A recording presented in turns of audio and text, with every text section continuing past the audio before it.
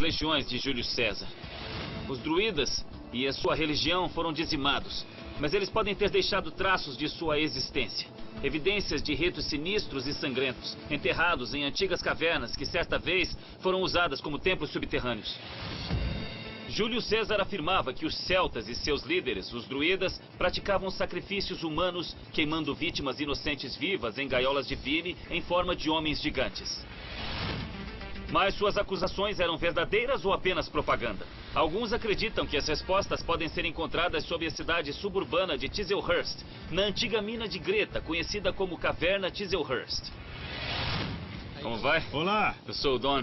Conheci o dono das cavernas, Jim Gardner, na entrada da rede subterrânea que ele passou a vida explorando. Nossa, então essas são as suas cavernas? Sim, pertence à família.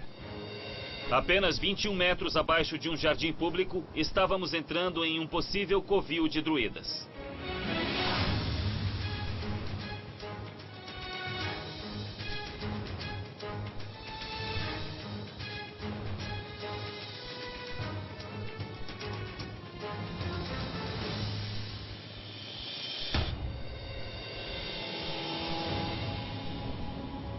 Qual é o tamanho da mina onde estamos? Ela cobre cerca de 8 hectares. A teoria é que se pegasse todas as passagens e unisse as suas pontas, elas se estenderiam por cerca de 30 quilômetros. É uma área enorme para se escavar à mão. As cavernas foram escavadas no morro em 3 partes. Acredita-se que a parte mais próxima à face do morro seja a mais antiga, talvez escavada pelos celtas no século VI a.C.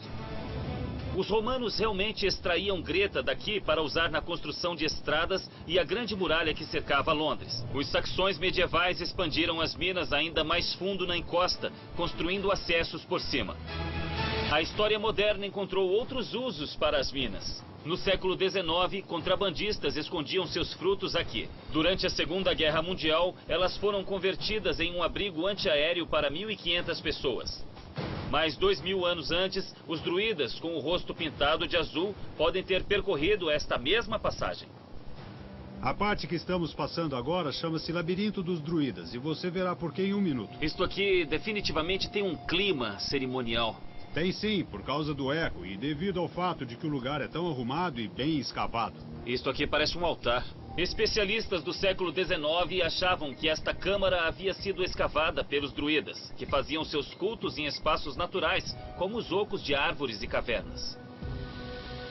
Os druidas definitivamente existiram. Eles eram um culto religioso, uma ordem religiosa que remontava quase à época pré-histórica. Acredita-se que os druidas eram uma classe de sacerdotes altamente instruída, que governou daqui por séculos antes da invasão romana, no século I a.C. Eles não deixaram nenhum registro escrito. A maior parte do que sabemos sobre eles vem dos curtos relatos do campo de batalha de seu inimigo, Júlio César.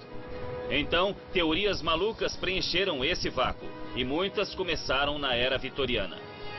Os vitorianos tinham esse desejo insaciável de descobrir algo incomum, algo fora do extraordinário, sensacional. Os reprimidos vitorianos atinham-se aos aspectos mais lúgubres da doutrina druídica, especialmente ao sacrifício humano. Na versão romantizada, os druidas escolhiam um membro do vilarejo, geralmente um garoto, e o deitavam aqui.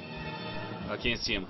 E a sua garganta era cortada e o seu sangue recolhido. Então, se um sacrifício humano era feito aqui, eles podiam drenar o sangue por aqui, numa tigela, e que aquele deus seria apaziguado. Isso. Portanto, eles teriam uma boa colheita. Isso mesmo. E teriam bom tempo. Isso. Não é diferente dos maias, não é diferente de outras civilizações pré-cristãs que faziam o mesmo tipo de coisa. Tenho certeza que era igual no mundo todo. Pessoas que vivem em medo constante farão quase qualquer coisa para tentar apaziguar aquilo que causa seu medo. Não há como negar que este espaço é ideal para cerimônias primitivas. Nossa, isso aqui é quase como um sistema de alto-falantes natural. Se você fosse um alto sacerdote no escuro, vestindo seus paramentos e faz um som. Alô? É um som bem alto. Tem muita potência.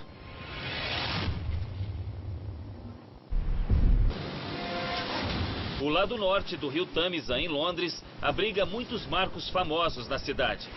Além disso, foi o campo de caça de dois dos mais famosos assassinos em série da história, Sweeney Todd e Jack o Estripador. Ambos foram uma sensação jornalística e ambos teriam usado os imensos subterrâneos de Londres para acobertar seus crimes.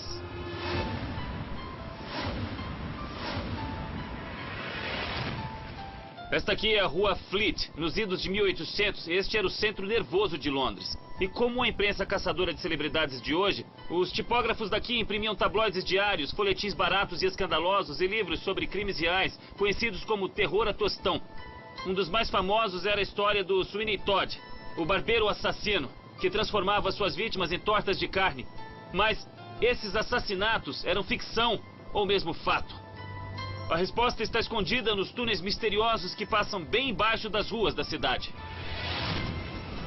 Eu me encontrei com o escritor Lee Jackson, diante da igreja de St. Dunstan, um marco do século XII, onde, supostamente, a barbearia de Sweeney Todd se tornou um antro de carnificina.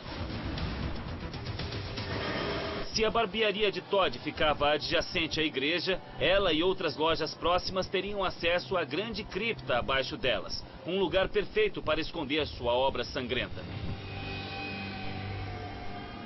Quer dizer que ele cometia as barbáries ali. Era aqui mesmo. E então usava a igreja de uma maneira estranha e incomum. Muito estranha e incomum mesmo. Quer dar uma olhada? A cripta é por aqui. Vamos dar uma olhada. As escadas estão aqui. Eu não preciso tomar cuidado com a cabeça. Cuidado com a sua.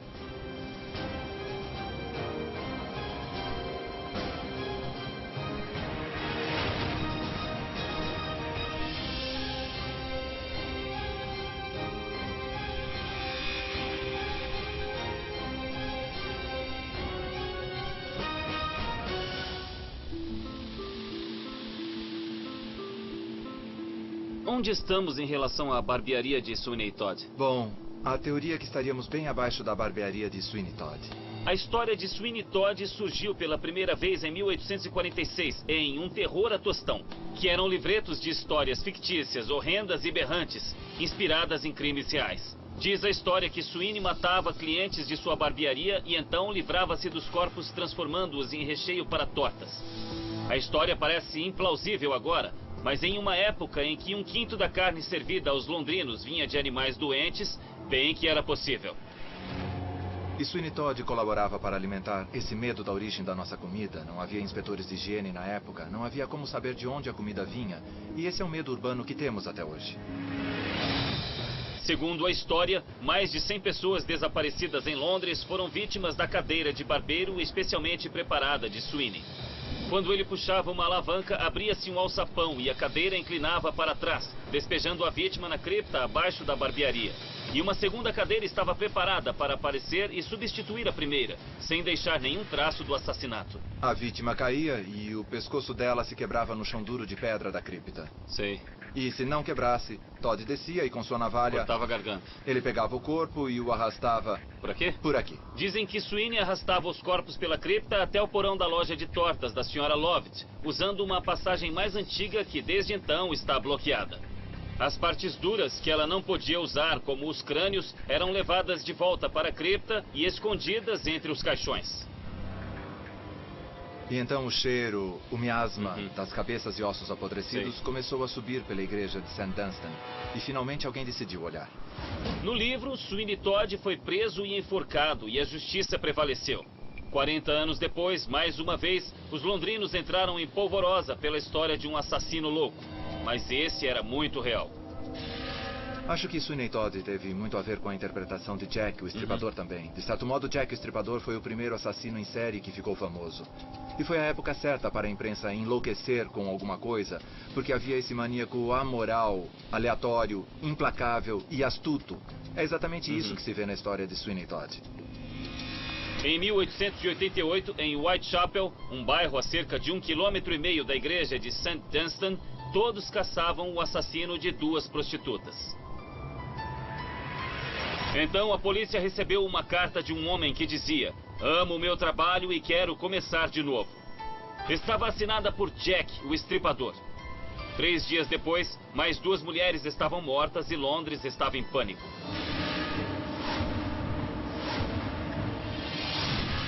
Este é o coração do bairro.